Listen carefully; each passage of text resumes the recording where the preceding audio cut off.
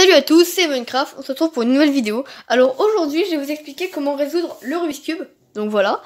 Alors, je vais pas le faire en une seule vidéo parce que sinon ce serait trop long et la qualité serait pas bonne. Du coup je vais faire plusieurs parties. Donc là ce sera la partie 1 sur comment faire une face avec les couronnes. Donc je vais vous expliquer à quoi ça consiste après. Et donc chaque partie il y aura plusieurs étapes. Donc par exemple pour faire la face avec les 3 couronnes il y aura 3 étapes. Donc voilà. Et il y aura 5 ou 6 parties pour faire le Rubik's Cube en entier. Donc, désolé si je vais utiliser un Rubik's Cube comme ça. Si ça vous perturbe, vous me le dites et j'essaierai d'en me procurer un autre. Mais c'est parce que j'en ai pas d'autres. Donc, on va commencer avec la première étape.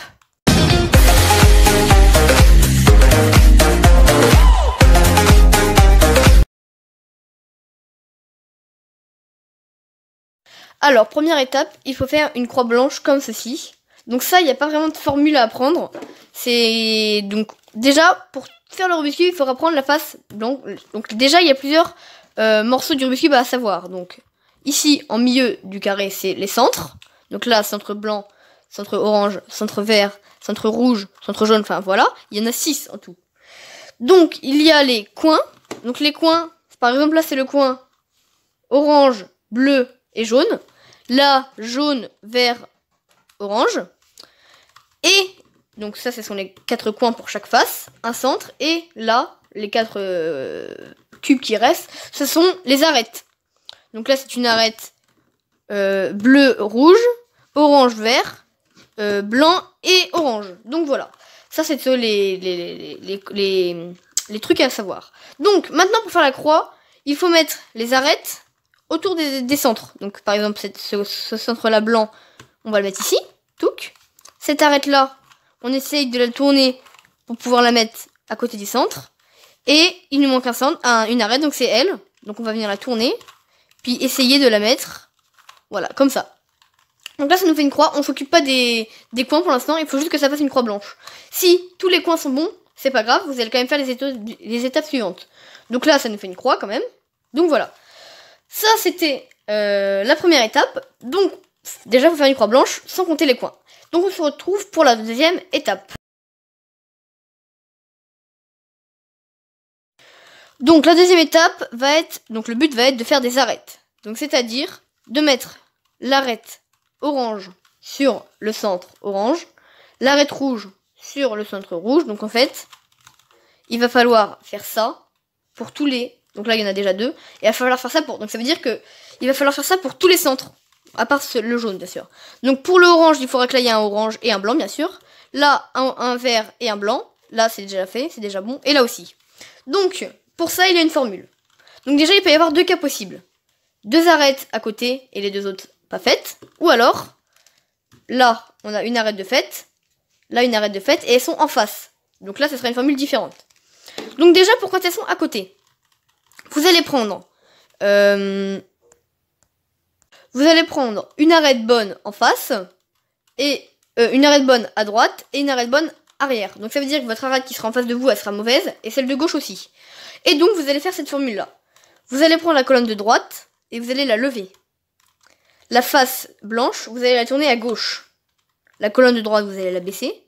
La face en haut, vous allez la tourner à gauche. La colonne de droite, vous allez la monter. Et vous tournez 2 fois la face du haut, et vous avez juste à baisser la colonne de droite. Donc, là, donc ça c'est une formule, donc je vous conseille de noter les premières fois, puis à force de répéter, ça va finir par se rentrer dans votre tête.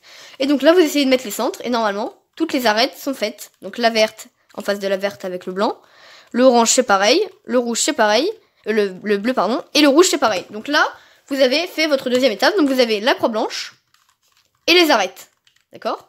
Donc, on avait dit que la première partie, ça consistait à faire la face blanche, donc là il ne manque plus que les coins à mettre, et les couronnes. Donc les couronnes, qu'est-ce que c'est? C'est une sorte de mini-T.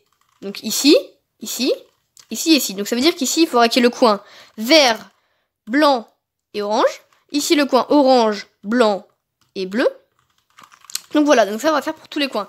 Par exemple, si on regarde ce coin-là, là, le rouge, bleu et blanc, il faut qu'il soit à cheval sur la face bleu, rouge et blanc. Donc ça veut dire que ce coin-là, il sera ici.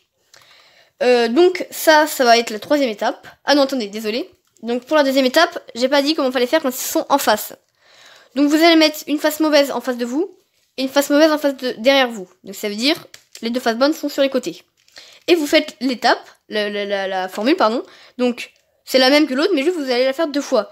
Donc colonne de droite en haut, face vers la gauche, colonne de droite en bas, face vers la gauche, colonne de droite en haut, face vers la gauche 2 fois, et colonne de droite en bas. Et là, normalement, si vous tournez, vous allez vous apercevoir qu'il y aura 2 arêtes à côté. Et donc là, vous n'avez plus qu'à la refaire une dernière fois. Donc, je la fais un peu plus vite cette fois-ci. Hop. Et donc là, normalement, voilà, vous avez vos arêtes. Donc là, vous allez passer à la 3e étape. Donc les Rubik's Cube sont exactement pareils. Donc on se retrouve pour la 3e étape.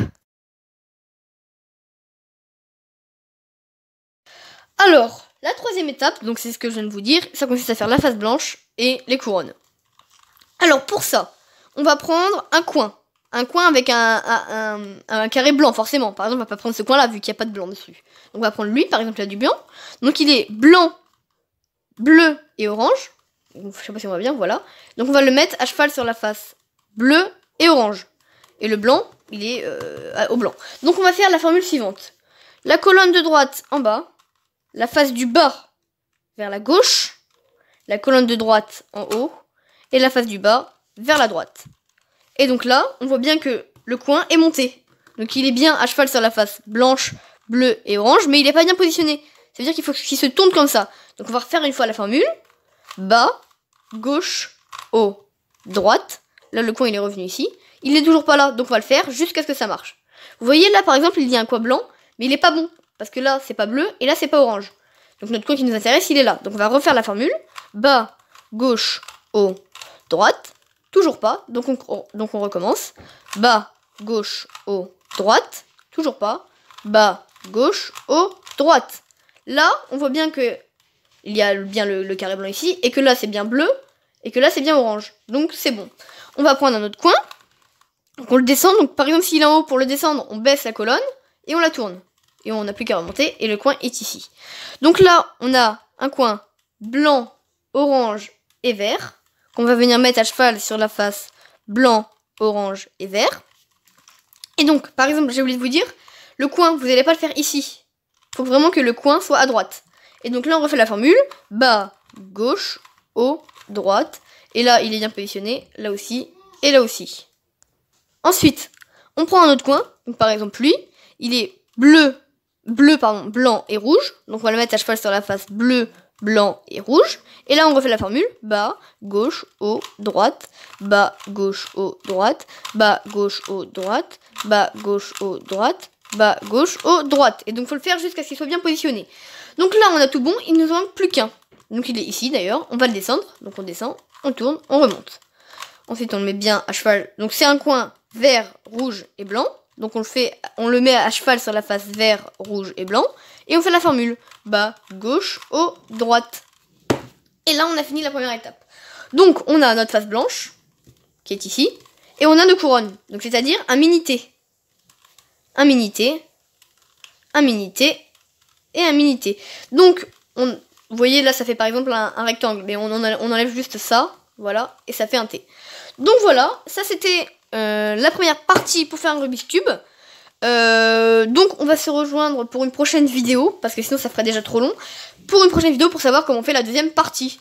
Donc, c'était Minecraft. On se retrouve dans une prochaine vidéo. Bye!